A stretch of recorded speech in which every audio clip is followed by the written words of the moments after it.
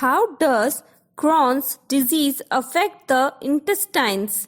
In the early stages, Crohn's disease causes small, scattered, shallow, crater-like ulcerations on the inner surface of the bowel. These erosions are called aphthous ulcers. With time, the erosions become deeper and larger, ultimately becoming true ulcers and causing scarring and stiffness of the bowel.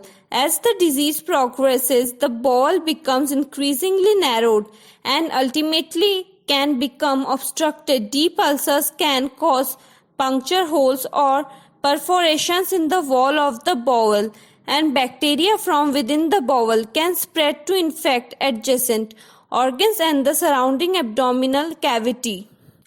When Crohn's disease narrows the small intestine to the point of obstruction, the flow of the content through the intestine ceases. Sometimes the obstruction can be caused suddenly by poorly digestible fruits or vegetable matter, then plug the already narrowed segment of the intestine. When the intestine is obstructed, food, fluid and gas from the stomach and the small intestine cannot pass into the colon. The symptoms of small intestinal obstruction then appear, including severe abdominal cramps, nausea, vomiting, and abdominal distension. Obstruction of the small intestine is much more likely since the small intestine is much narrower than the colon. Deep ulcers can cause puncture holes or perforations in the walls of the small intestine and the colon and create a tunnel between the intestine and adjacent organs.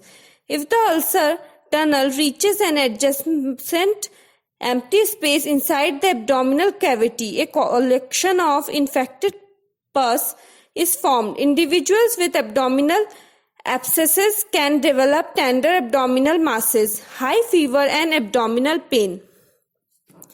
When the ulcer tunnels into an adjacent organ, a channel is formed. The formation of fistula between the intestine and the bladder can cause frequent urinary tract infection and the passage of gas and feces during urination. When a fistula develops between the intestine and the skin, pus and mucus emerge from a small painful opening on the skin of the abdomen. The development of fistula between the colon and the vagina causes gas and feces to emerge through the vagina.